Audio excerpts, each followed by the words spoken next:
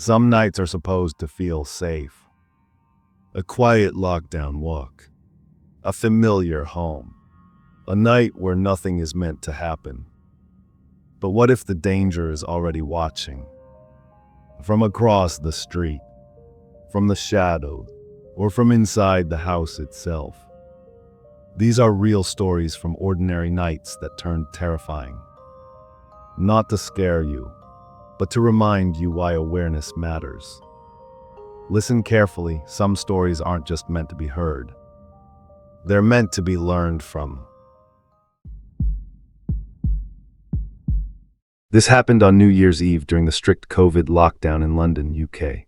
I live alone in a one-bedroom apartment, and after days of being stuck inside, I felt like I was starting to crack. The rules allowed brief outdoor exercise, so around 10 p.m., I decided to take a short walk around the local park and then stop by the grocery store to buy a bottle of wine and welcome the new year by myself. The streets were completely empty. Lockdown meant no parties, no crowds, no real fireworks, just silence. The kind of silence that makes even familiar places feel slightly wrong. I bundled up, put in my headphones, and played upbeat music to improve my mood. I stuck to well-lit main roads, telling myself this was safe. Cars passed occasionally. Everything looked normal, at least at first. About halfway through my walk, I noticed a man on the opposite sidewalk walking parallel to me. He was tall, wearing a dark hooded jacket, his hands buried in his pockets. I didn't think much of it. Anyone would have been desperate for air back then. But after a minute, I realized something odd. He was matching my pace. When I sped up, he sped up. When I slowed down, he slowed down. I tried to brush it off, but the timing was too precise to ignore. To test it, I crossed the street. A few seconds later, he crossed too. Now he was on my side of the road, about 50 meters behind me. I pulled one earbud out. That's when I heard his footsteps, slow, heavy, deliberate. There was no one else around, no voices, no doors opening, just his steps and mine. My heart started racing.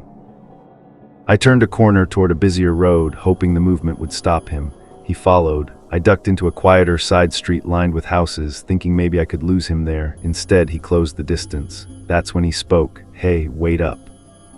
His voice sounded friendly, too friendly, forced. I didn't respond. I kept walking faster. "Come on," he called again. "It's New Year's, let's chat." At that moment, the fear shifted. This wasn't coincidence anymore. This was intention. I broke into a run, so did he. I could hear his footsteps pounding behind me as I sprinted toward the main road, weaving between parked cars. I glanced back once. He was closer now, hood still up, face completely shadowed. Fireworks cracked faintly in the distance, lonely, scattered pops, but there were still no people. I reached the grocery store just as it was closing, pounding on the glass door. It was 11:45 p.m. The security guard saw my face and immediately let me in. As soon as the door locked behind me, I started shaking. I tried to explain what had happened, barely able to catch my breath. He locked the doors and called the police. From inside the store, we watched the man stand outside. He paced back and forth on the sidewalk, staring through the glass. At one point, he walked up and tried the door handle. When it didn't open, he stood there for a few seconds, then slowly walked away. The police arrived shortly after. They told me they'd received multiple reports that night. A man matching the same description had been following women who were out walking alone during lockdown. They never found him. I was driven home in a police car. I barricaded my door and didn't sleep at all that night. I still think about how empty those streets were and how easily no one would have heard me if he caught up sooner. New Year's Eve alone turned into the most terrifying walk of my life. Creepy lockdown follower. Let's not meet. It happened on New Year's Eve several years ago when I was in my early 20s. I was at a house party with friends, the kind where everyone is drinking too much and the night slowly dissolves into noise and confusion. There were shots, beer pong, loud music. At some point, I met a guy there. He seemed charming, funny, normal. We talked, danced a little, and when the night started winding down, he offered to drive me home after my ride canceled. I was extremely drunk, blackout drunk. I knew it was a bad idea, but I got into his car anyway. The next thing I remember is waking up in a bedroom I didn't recognize. The room was dim. My head was pounding, my mouth dry, my body heavy like it wouldn't respond properly. My clothes were disheveled, and for a few seconds I honestly thought I was still dreaming. Then I saw him. He was standing nearby, smiling, and said, "Happy New Year," like this was some kind of joke. I asked him where I was and what had happened. He answered casually, like we were discussing something unimportant. He told me he'd put something in my drink at the party to help me relax. He said I'd blacked out and claimed I'd been all over him. I didn't remember any of it. That's when it hit me what he was really saying. I realized I'd been unconscious, that whatever happened I hadn't been able to consent. The room felt smaller, my chest tightened, I felt sick. I told him to take me home immediately. At first he refused. He tried to touch me, acted like this was some continuation of a night we planned together. When I threatened to scream and call the police, he laughed like I was being dramatic. Then his tone changed. He became aggressive and tried to restrain me. I fought back, scratching and kicking, using whatever strength I could find. I managed to get free and ran for the door. I didn't even stop to fully dress. I just ran. Outside, it was freezing. Fireworks were going off in the distance, covering any noise I made. The street was empty. I ran barefoot, disoriented and terrified. He followed. At first, he chased me in his car, driving slowly behind me with the headlights on, honking and shouting for me to get back in. It was minutes before midnight, and the neighborhood was silent except for fireworks and his voice. I hid in some bushes and called 911, barely able to speak through sobbing.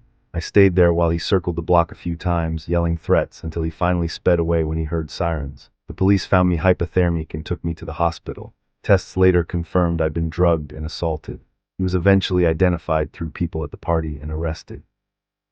He was convicted, but the sentence was light. What stays with me isn't just what happened, but how normal he seemed, how easily I trusted him, how a night that was supposed to end with celebration turned into something I still carry with me years later.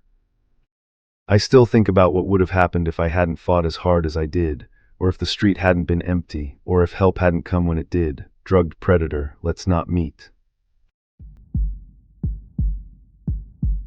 This happened on New Year's Eve in 1999 during the height of the Y2K panic. I was about 13 or 14 years old and home alone for the night. My parents had gone to a party a few miles away and decided it was fine to leave me overnight. We lived in a quiet suburb where nothing ever seemed to happen, and they assumed I'd just stay up watching TV until midnight. Our house was old and full of noises. Every step made the floor creak, and the basement had a large rec room where sound echoed strangely.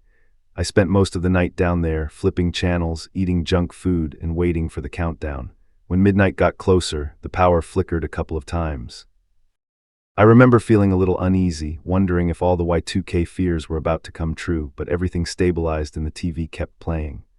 Around 11:30 p.m., I started picking up bits of wrapping paper and trash I'd dropped on the basement floor earlier. I was crouched down when I heard a dull thump upstairs. At first, I ignored it. Old house, normal noises. Then I heard it again. This time, it sounded like footsteps. I froze and listened. The sound became clearer, slow creaks moving across the kitchen floor above me. My parents weren't supposed to be back until morning. My heart started pounding, and I quietly stood up and grabbed the poker from the fireplace. As I straightened up and looked toward the archway that led out of the basement room, I saw someone standing there. It was a tall, dark silhouette, completely still, just watching me. I couldn't see a face. The light behind them made it impossible to make out any features. They didn't speak, they didn't move. They just stood there, blocking the exit. I didn't scream, I couldn't, my body felt locked up. Then instinct took over. I dropped everything and ran straight toward them up the stairs. I passed so close that I could feel cold air rush by me, like I'd brushed against something that didn't belong there. I didn't look back. I slammed my bedroom door, locked it, and shoved furniture against it as quietly as I could. My hands were shaking so badly I could barely move. From downstairs I heard drawers opening, cabinets, footsteps moving from room to room. It didn't sound frantic, like a burglary. It sounded slow, intentional, like someone taking their time. I grabbed my phone and whispered to 911, barely able to explain what was happening. The operator told me to stay quiet and stay where I was. A few minutes later I heard footsteps coming up the stairs. The handle on my bedroom door turned slowly, then it stopped. There was no sound after that. Just silence, broken only by distant fireworks as midnight arrived. The police showed up about 20 minutes later, though it felt like hours. They searched the house and found no one. The back door had been forced open. Nothing valuable was taken, but food had been touched and some personal items were moved around. They told my parents it was probably someone taking advantage of the Y2K panic, knowing people would be out at parties and houses would be empty. But that explanation never sat right with me. Whoever it was had stood there watching me, not rushing, not hiding, just observing. After that night, my parents never left me home alone again. Y2K intruder, let's not meet.